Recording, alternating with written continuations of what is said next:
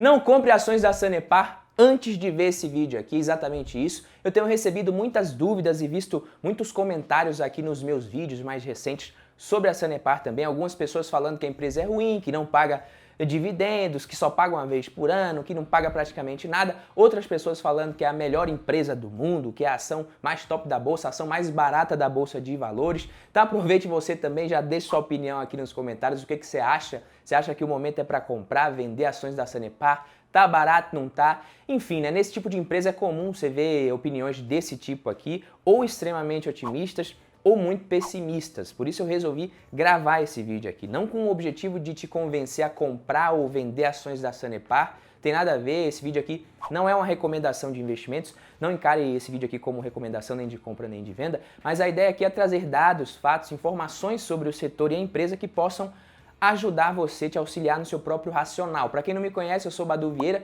especialista em investimentos certificado aqui para mais um vídeo do Valor em Ação.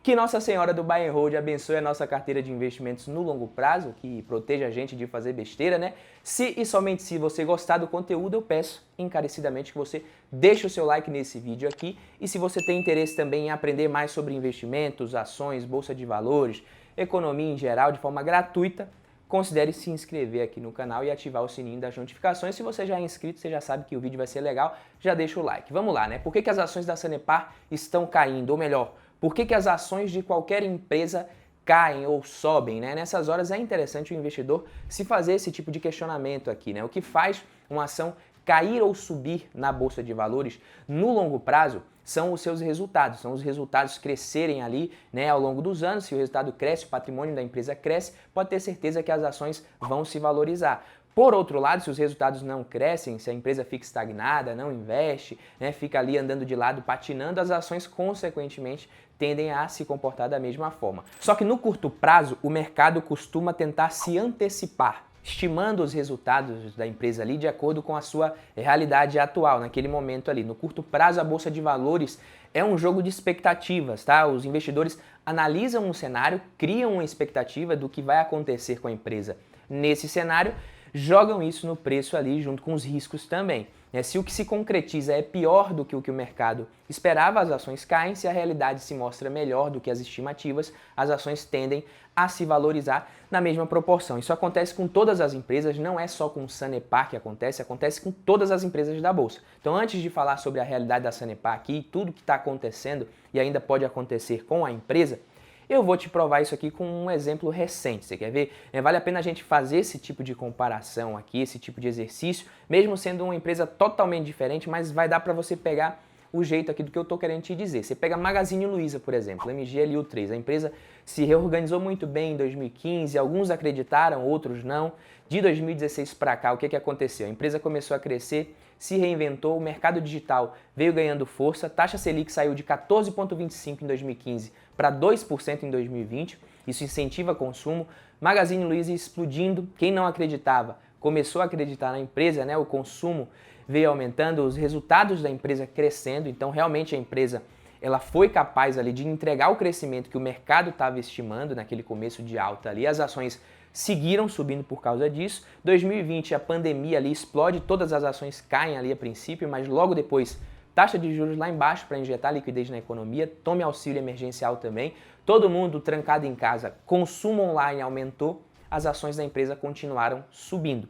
Eis que a maré começa a mudar, inflação explode em 2021, Banco Central teve que admitir que aquela Selic de 2% não era para o nosso bico, choque de oferta tremendo ali, combustível caro, frete caro, economia patinando mais do que pneu careca em mármore molhado, Banco Central agora aumentando a Selic, né, já está em 9,25%, mas vai chegar em 12% fácil, principalmente se países desenvolvidos como os Estados Unidos subirem os juros acima do esperado e antes do esperado por lá. E o que o mercado já vem esperando agora é que vai dar ruim para o varejo. E o que está acontecendo com o Magazine Luiza?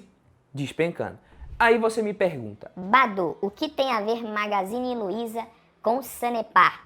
Eu quero que vocês entendam que toda empresa, toda e qualquer empresa, só será um bom investimento se ela entregar um bom resultado ao longo dos próximos anos, no longo prazo, se você pagar um bom preço nas ações e se você tiver paciência para esperar. Esses três ingredientes aqui, se você acertar a mão, o resultado vai ser bom. Tem até um livro do Peter Lynch que ele fala sobre as 6 ações, os 6 tipos de ações. Depois você dá uma olhada, eu vou tentar deixar o link aqui, porque sempre dá para você relacionar a empresa da sua carteira com um daqueles tipos ali das 6 classes de ações. Mas qual que seria a situação da Sanepar hoje e do setor? Começando aqui pelo setor, a parte de serviços de saneamento ela vai mudar? Eu creio que isso não vai mudar, não vai ter disrupção nesse setor. O setor vai evoluir sim, ficar mais eficiente com novos investimentos, inclusive a empresa está fazendo, mas não vai mudar demais, não vai ter uma mudança como a que a gente está vendo, por exemplo, no setor bancário, na minha opinião. A concorrência tende a aumentar com o marco do saneamento, sim, mas empresas privadas ali vão brigar pelas concessões, vai ficar mais difícil, mas o setor vai seguir esse setor extremamente perene. Tá? Agora, o que está acontecendo com a empresa? Eu vou tentar elencar aqui tudo que a empresa vem passando, o que ela está enfrentando. Vou tentar não esquecer de nada aqui e depois eu comento sobre os principais fatores, na minha opinião. Quais são as dificuldades que a Sanepar vem enfrentando nesse momento? Crise hídrica, número 1. Interferência também nos reajustes tarifários, que eu explico muito nesse vídeo aqui. Depois você dá uma olhada lá, eu recomendo que você assista depois, se você ainda não viu. Tá? Isso sempre costuma acontecer. Tem também o vencimento / renovação de algumas concessões no curto prazo. Tem a questão do aumento da concorrência que eu falei e do alto grau de investimento que a empresa vai precisar fazer nos próximos anos. Tudo isso está acontecendo. Tem também as questões ali de tarifas que ela não está podendo cobrar, de alguma da população mais carente também. No meu último vídeo eu falei sobre um relatório de risco da Moody's, sobre a Sanepar. Depois saiu outro da Fitch, que é outra agência de classificação de risco renomada também. E o que eu achei interessante nesse relatório para trazer aqui para o vídeo? A Fitch atribuiu rating nacional de longo prazo AAA para a empresa, para a proposta de emissão de debêntures da Sanepar, no valor de R$600 milhões e prazo de 10 anos. Claro que para emitir isso daqui eles analisam, avaliam muita coisa, e a gente consegue entender muito sobre o setor e a empresa lendo esse tipo de relatório também. Vou deixar o link na descrição também, recomendo que você leia se você tiver a oportunidade. Mas abrindo aspas aqui, os ratings da Sanepar consideram os sólidos fundamentos do setor de saneamento no Brasil, com demanda resiliente e adequados reajustes tarifários, e a força e a previsibilidade da geração de caixa da companhia. A análise incorpora que a empresa está preparada para enfrentar o novo ambiente regulatório, que possui maiores desafios em relação aos investimentos, mantendo sólidas métricas de crédito apesar do ambiente hídrico desafiador.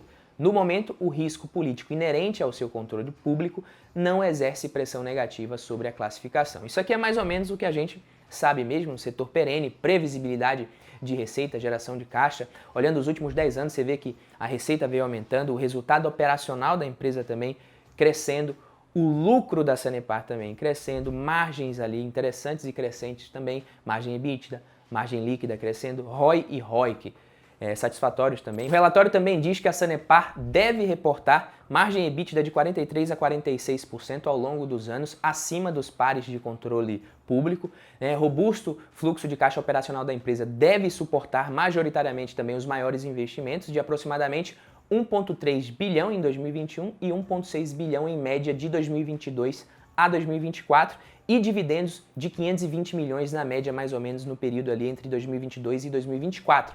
Se a gente estimar esses milhões aqui sendo pagos em dividendos, um payout de 50%, para a ação negociada a R$ 3,63, isso dá aproximadamente um dividend yield de 9,8%.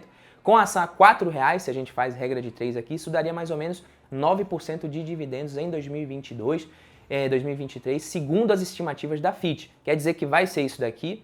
Não, mas deve ser mais ou menos por aí, eu não acredito que seja ruim. Outro ponto importante é o seguinte: aproximadamente 85% da receita da companhia está respaldada em contratos com vencimentos superiores a 10 anos. Isso representa também proteção importante ali para a geração operacional de caixa dela, mesmo que ela não renove aí esses contratos que vão vencer no curto prazo. Ela pode aumentar a receita nas concessões de longo prazo que ela ainda tem também. Estamos falando de um EV/EBITDA de 3,72, preço-lucro 4,82. Então, perder dinheiro na Sanepar por esse preço é bem difícil ali. A margem de segurança é interessante na minha opinião. O EV/EBITDA, o que significa o EV/EBITDA? Esse múltiplo é um múltiplo interessante para você avaliar e comparar empresas de saneamento, do setor elétrico também. Para bancos já não é tão interessante assim, porque tem EBITDA, mas para a Sanepar vale a análise aqui. Esse indicador ele mostra quanto vale o negócio em relação ao potencial de geração de caixa da operação.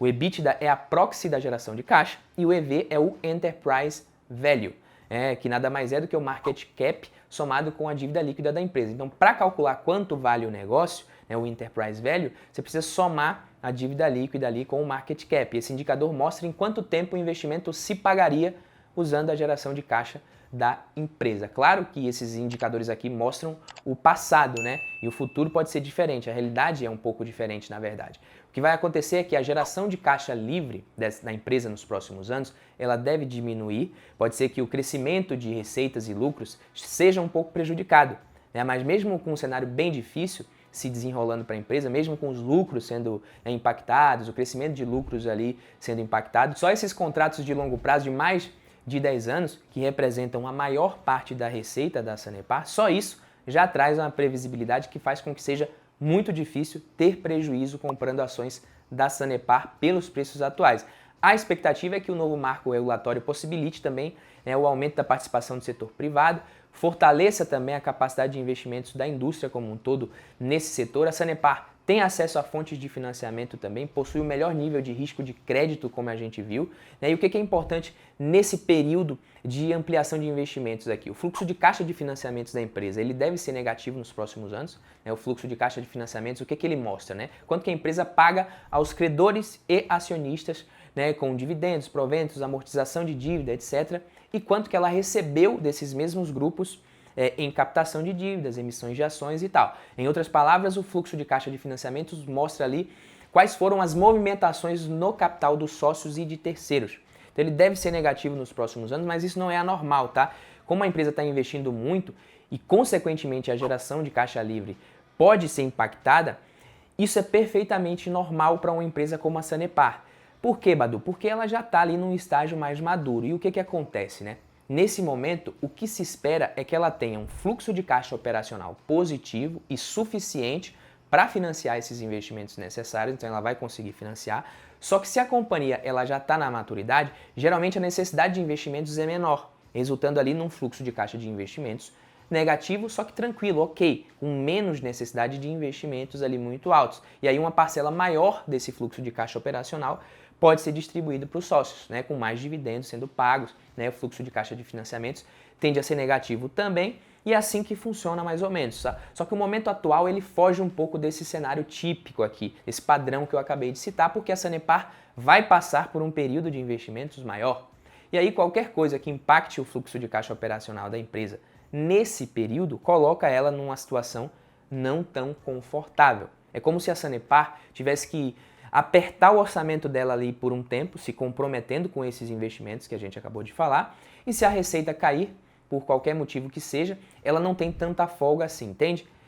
Mas também se tudo der certo, depois desse ciclo de investimentos, a empresa vai crescer, ela pode ter um cenário ali muito otimista para a Sanepar daqui a 3, 4, 5 anos, a geração de caixa operacional vai estar maior, o gasto com investimentos não vai mais comprometer tanto a geração de caixa livre da empresa, tende a diminuir também, sobrando mais dinheiro para ela pagar os sócios e pagar todo mundo, Mas existe o risco de, ao longo dos próximos anos, a rentabilidade dela também ser afetada, tem o risco do controlador, das revisões tarifárias que sempre podem prejudicar, das interferências, de outros períodos de crise hídrica e por conta do aumento da concorrência do setor ali também tem o risco de não renovação de contratos vencidos e de próximos contratos ali de concessões. Tudo isso gera incertezas com relação à probabilidade da empresa colher os melhores frutos possíveis no setor desses investimentos que ela vem fazendo e vai continuar fazendo nos próximos anos.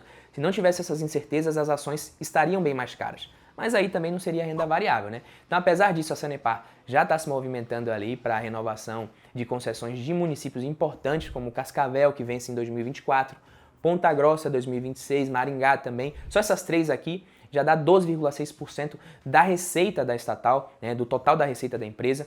Os níveis dos reservatórios estão se recuperando, atualmente é quase 80% ali o nível do SAIC. Enfim, existem riscos, como eu disse, os múltiplos estão realmente muito baixos, mesmo levando em conta esses riscos, na minha opinião, obviamente, Sanepar tá barata sim, e o preço das ações no curto prazo vai depender de muita coisa, do andamento desses fatores conjunturais da empresa que eu acabei de citar e até mesmo do nosso mercado de ações como um todo aqui, taxa de juros, se vai subir mais, se não vai, por quanto tempo, enfim, essas coisas que são da economia. Beleza, meus amigos? Esse foi o vídeo de hoje. Se você gostou, não esquece de deixar o like, se inscrever aqui se você ainda não for inscrito. Compartilha esse vídeo também com quem você acha que tem interesse.